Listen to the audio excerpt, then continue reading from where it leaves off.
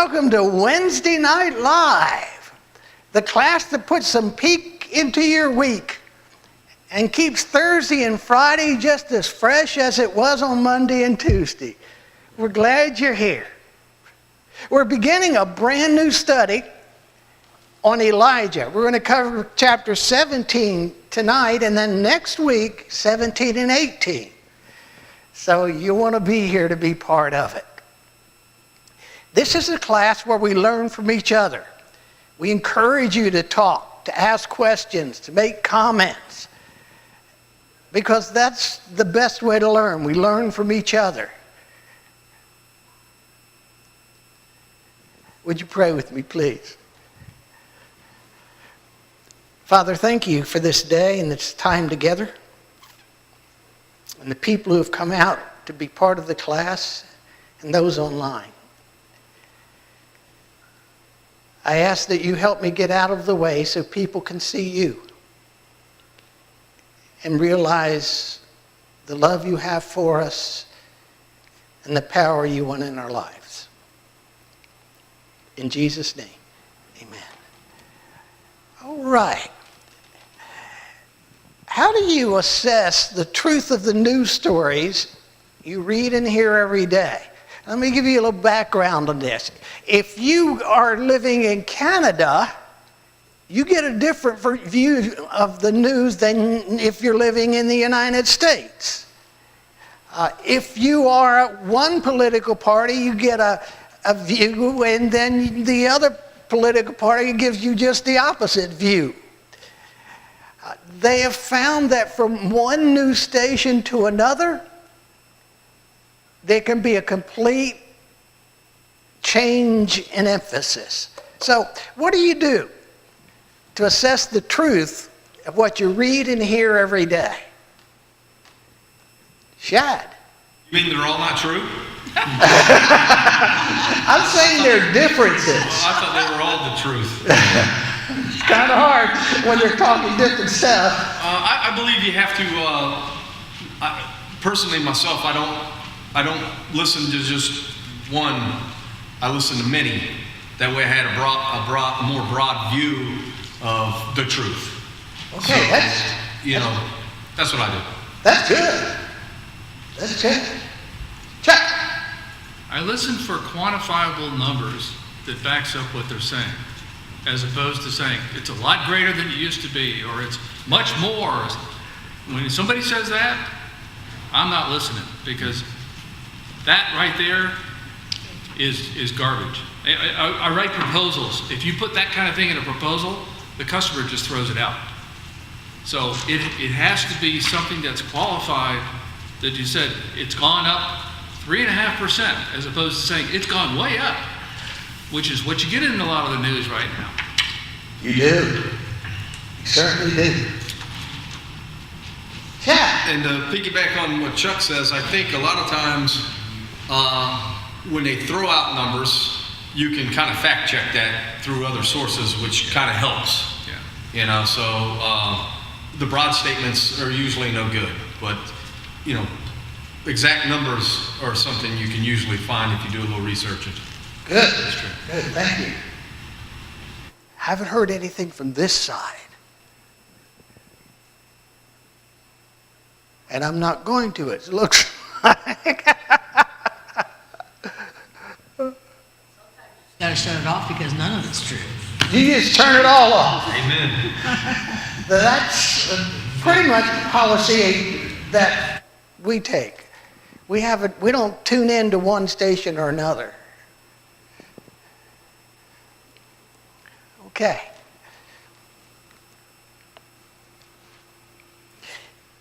Tonight's unique for a lot of reasons. This is Ahab. Ahab, not only considered it trivial to commit the sins of Jeroboam, son of Nebat, but he also married Jezebel, daughter of Ethbaal, king of the Sidonians, and he began to serve Baal and worship him. He set up an altar for Baal in the temple of Baal, that he built in Samaria. Ahab also made an Ashtaroth pole and did more to provoke the Lord, the God of Israel, to anger than did all the kings of Israel before him.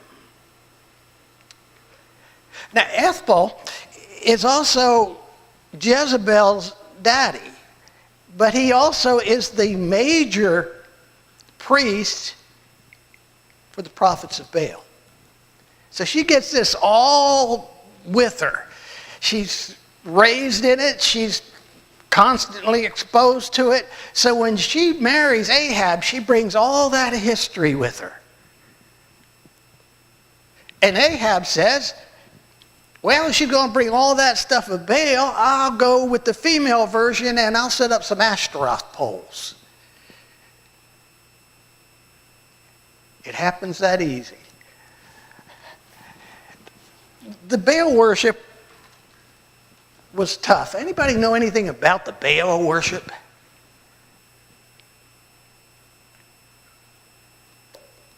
Sue. I thought that they actually offered children, that parents would bring their child and offer. Death of the firstborn. Very good.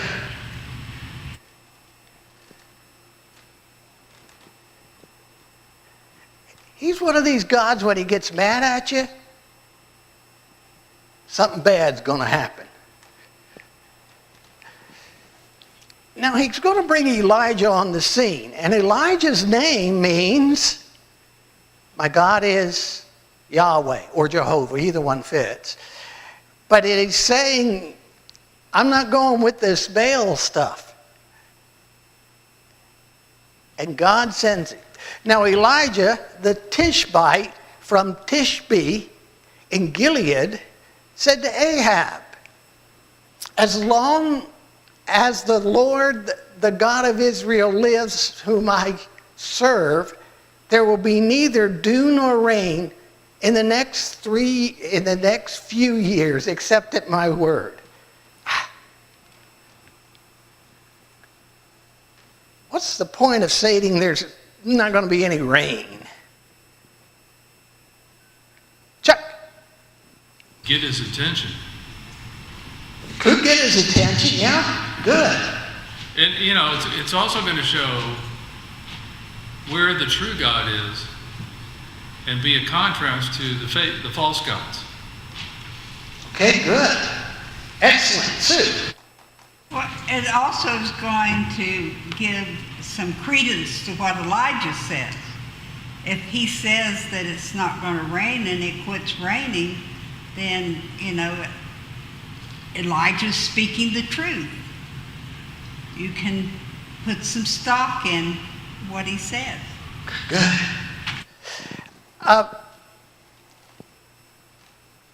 This is where God's going to tell him to go. Got to get this just right. He's going to put him over here at the brook Kerith.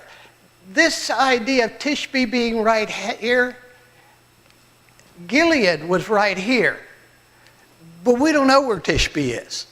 Nobody has discovered the city of Tishbe. So this is a general description of where it could be. It might not be there at all, but this is the best guess we've got. And he wants him to leave Samaria and go to the brook Kerith.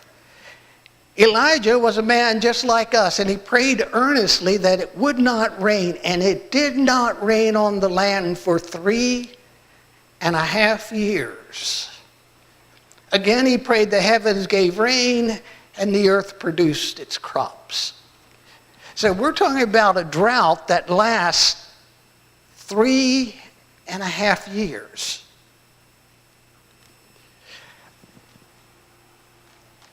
What does James seem to be saying about the example of Elijah?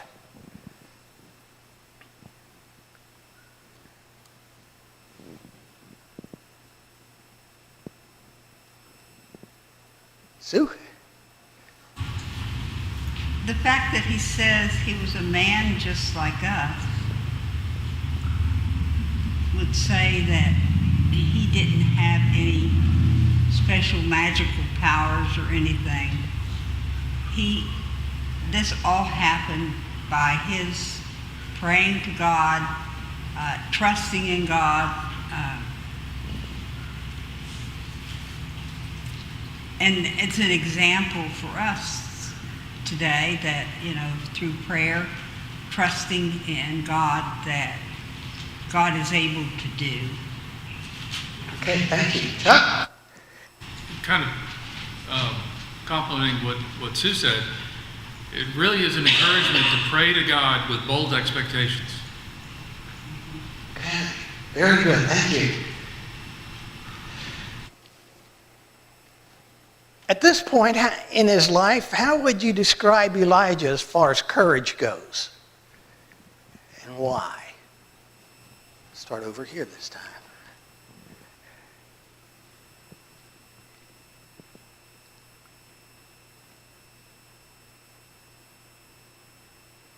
Sue?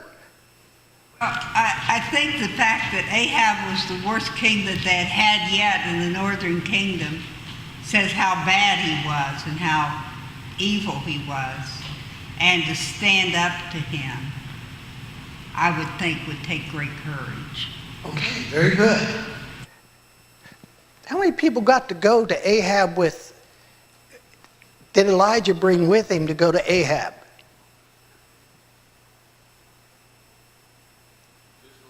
Just Elijah.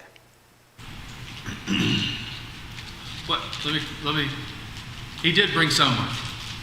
He brought God. He did bring God. Very good. So he's got Elijah going to Ahab.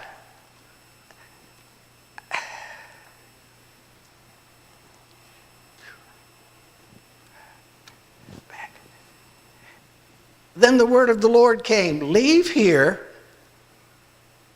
turn eastward, hide in the Kerith ravine, east of Jordan. You will drink from the brook, and I have ordered the ravens to feed you there. So he did what the Lord told him. He went to the Kerith ravine, east of Jordan, stayed there, and the ravens brought him bread and meat in the morning, and bread and meat in the evening, and he drank from the brook. Why did he send him away to hide? Jezebel's not going to like him too much. Very good. I don't think Ahab has been too happy with him either, Okay. especially when it started to get dry, and he found out that Elijah knew something. So it's getting dry. Elijah's did something, Chuck? Isn't this right after he had gone and had the challenge to all of the priests of Baal? That's next week. That's next week. Okay. Next week. What's unusual about the ways God chose to provide for Elijah during the drought?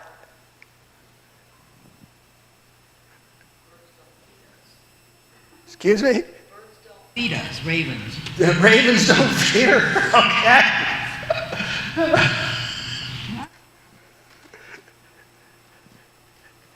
I've had a lot of fun with my wife on this one. She keeps saying, well, where did the ravens get the bread and the meat? And I said, they knew where there was this little sandwich shop. They took the bread and meat and made little itty-bitty sandwiches. She's been having a hard time thinking of birds coming to feed her. Elijah was really roughing it. You think he was roughing it? Yeah, it would be roughing it for me. I don't know about Elijah, but for me it would be really, like more than just camping out, You didn't bring any food with you, Okay, good. He's roughing it. Chuck. Kind of piggyback a little on what Jay was saying. Ravens are scavengers. They don't bring food. They eat it. So you know it's from God. Because in any other situation, a scavenger would never bring you food and not eat it. Good.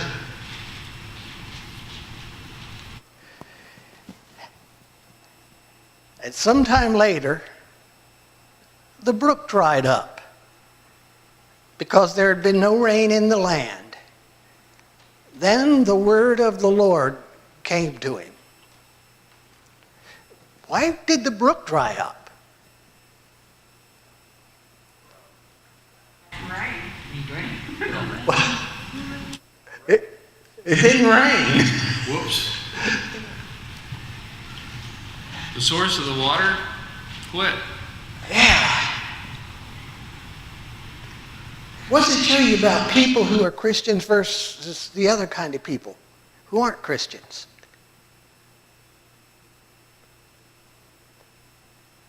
He suffers just as they suffer. Their water started drying up. His water starts drying up. And the longer the drought goes on, the more it affects not only God's man, but all the people in the land. This is where I have trouble. I don't know if God sent me to a river or a brook, and I was watching it dry up day by day by day by day. Could you think of God as being faithful if he's letting it go down day by day by day by day?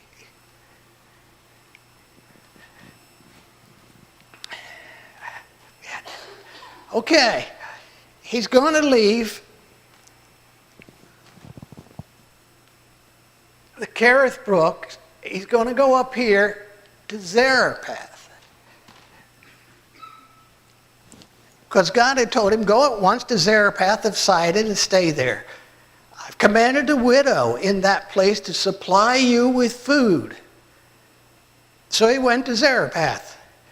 And he was coming, when he came to town, to the town gate, a widow was gathering sticks. He called to her and asked, would you bring me a little water in a jar so I may drink? As she was going to get it, he called, and bring me please a piece of bread.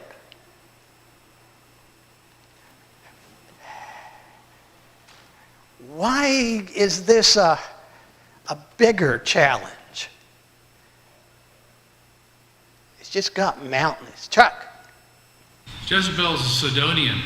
Yes. She's from Sidon. Yes. Her dad's there. They know who pronounced this particular drought on them. So, yeah. He's taking her right into the belly of her people who believe their stuff. And all the reasons they're suffering is because of this guy Elijah. So let's send him where she was raised. What else about him?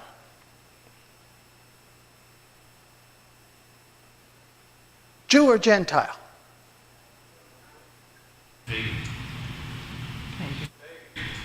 Pagan. Pagan Gentile. So he has nobody there that's going to help him. And God says, just go, you'll find her.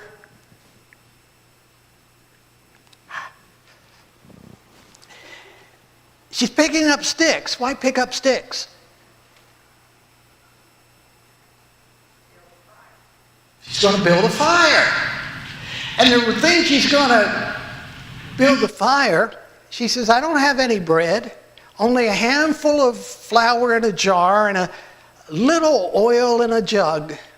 And I'm gathering a few sticks to take home and make a meal for myself and my son that we may eat it and die. That's cheering me up stuff. I've got just enough for us. And we're going to eat it, our last meal. And then we're going to watch each other die. Kind of gives you a feel for how bad the drought was, though. That she thought that this was their last meal, and she probably was not the only person in the land in that position. Yeah. Being a widow, she's probably in worse shape than some, but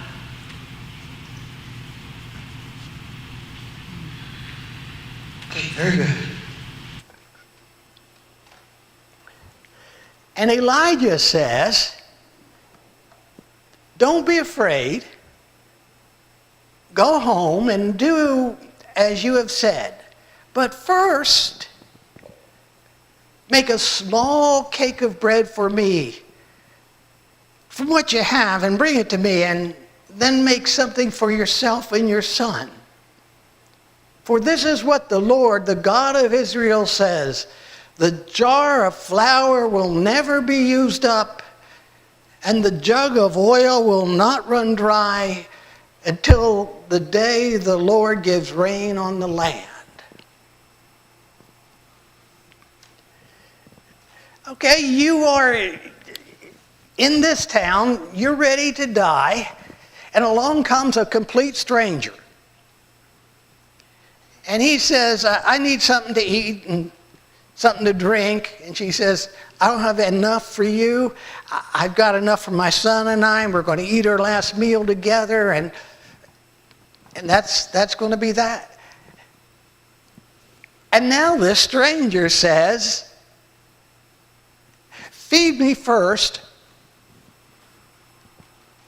and then you'll have enough for you all for the rest of your lives, or the rest of the drought at least.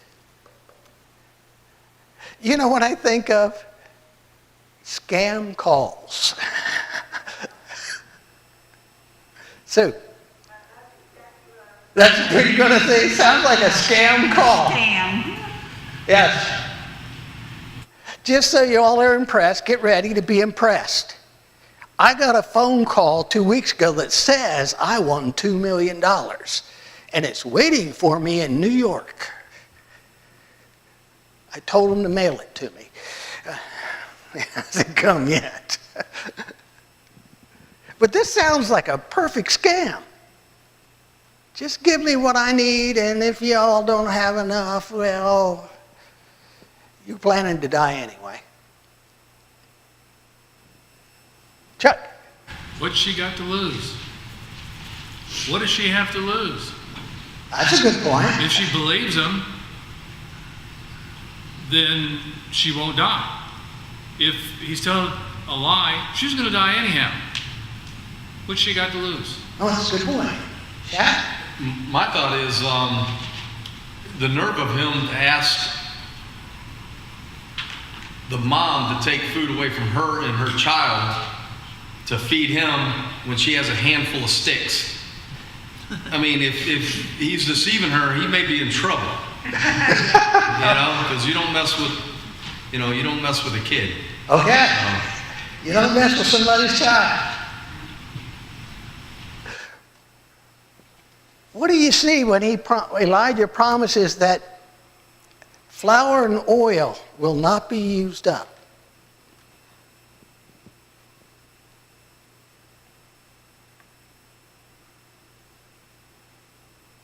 Sue.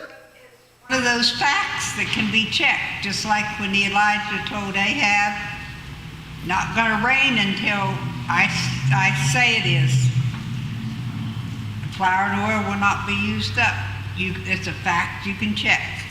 Okay, very good.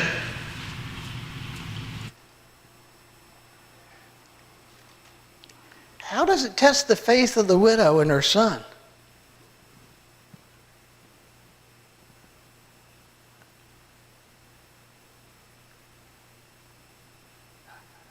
Chuck.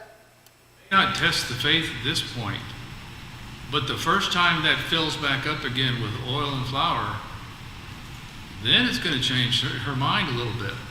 Very good point. Thank you.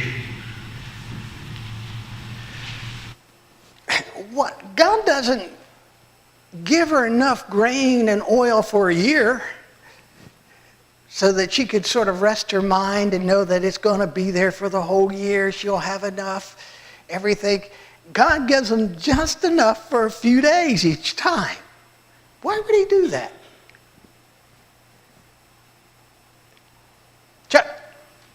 Same reason he gave doves and manna to the ones wandering around in the wilderness.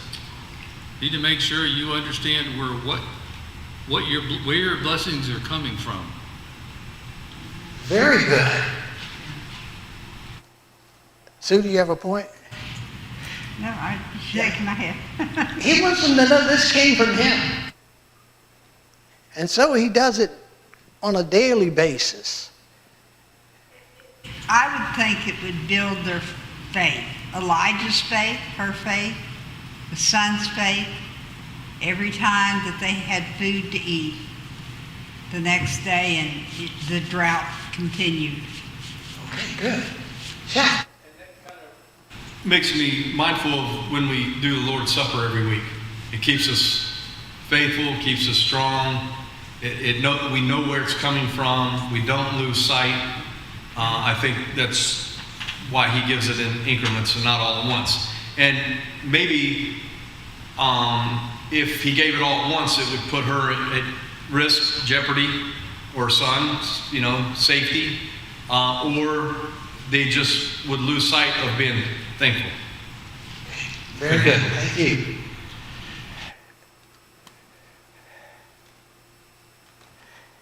In what ways do you find it easy or difficult to obey God when you don't know what the outcome will be?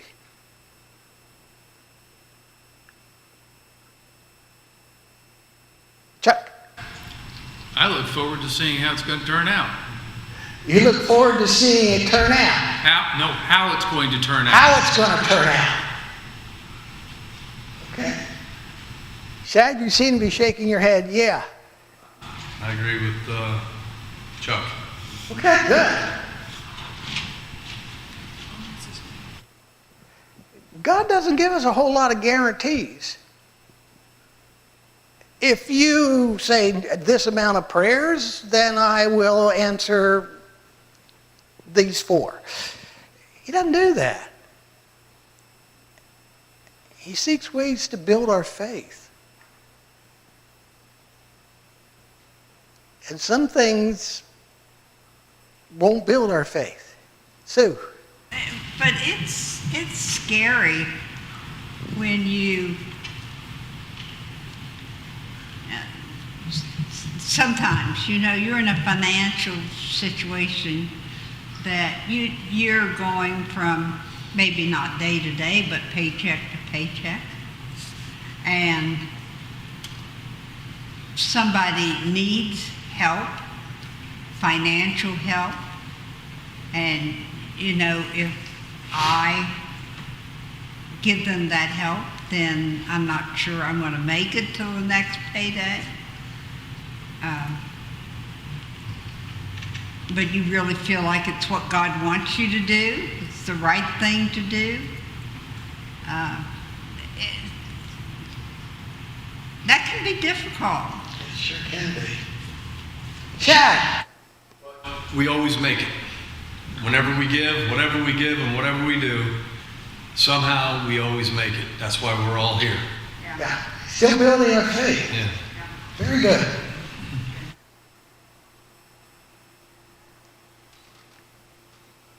Here comes the curveball. Sometime later, the son of the woman who owned the house became ill. He grew worse and worse and finally stopped breathing. She said to Elijah, "What do you have against me, man of God? Did you come to remind me of my sin and kill my son?"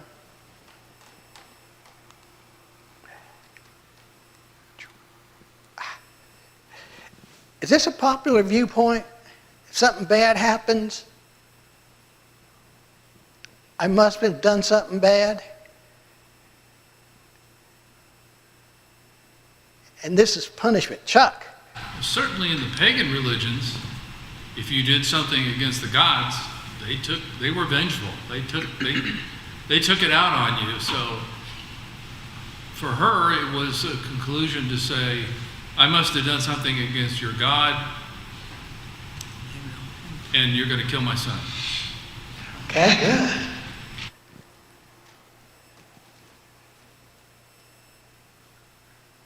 Now, if you're Elijah and you've been helping these people all along and things have been working out good, and this happens, what do you think? Shut. Awkward. Very awkward. You're sitting too close to Chuck. He gives one-word answers too.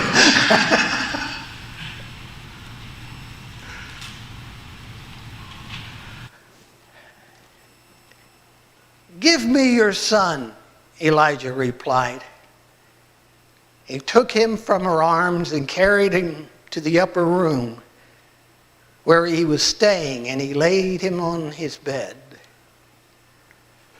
And he cried out to the Lord, "O Lord my God, have you brought tragedy also upon this widow I am staying with by causing her son to die?" So how's he go about getting God's attention?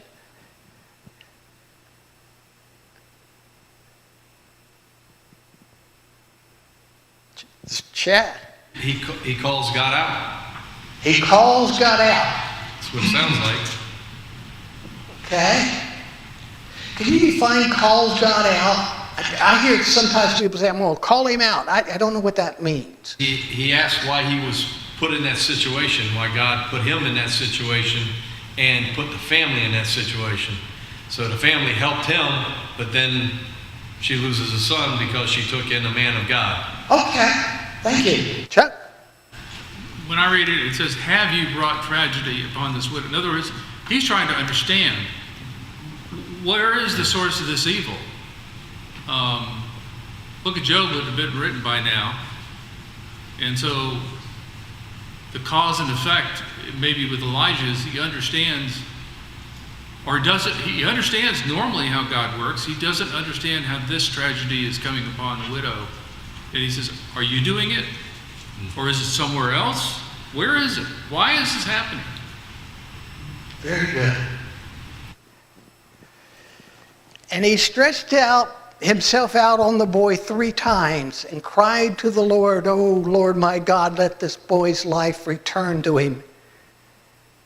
And the Lord had heard Elijah's cry, and the boy's life returned to him, and he lived. A little bit of the Hebrew here.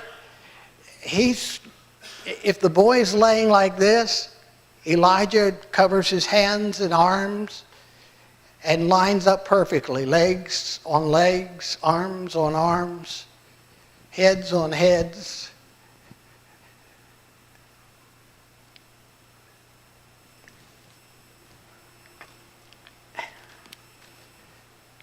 And he picks up the child, carries him down from the room into the house.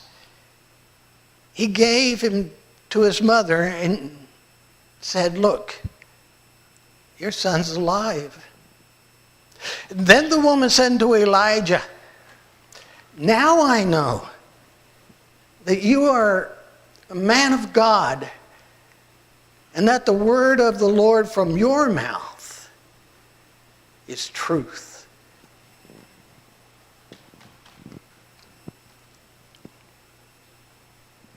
What's changed? Chuck? Well, she knew he was a man of God, but she really did, said, okay, pretty impressive, flour and oil every day. But it kind of reminds me when the disciples brought the blind man to Christ, and they said, who is it that he sent?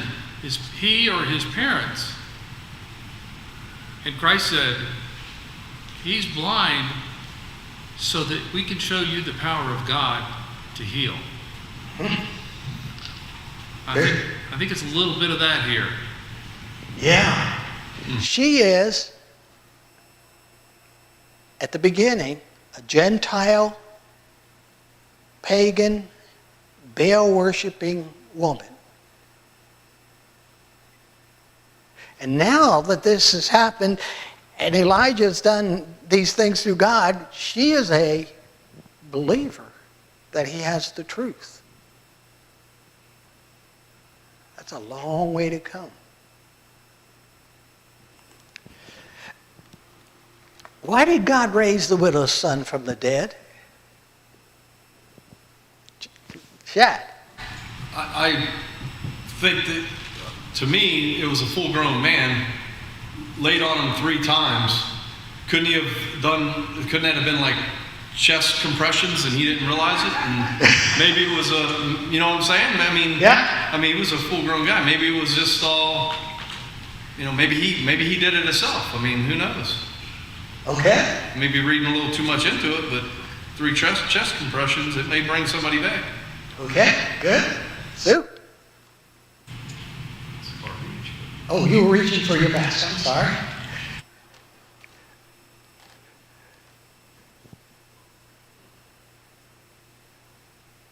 We have a viewer on this on a regular time who says when there's a lull in it, he starts saying, "Come on, Sue."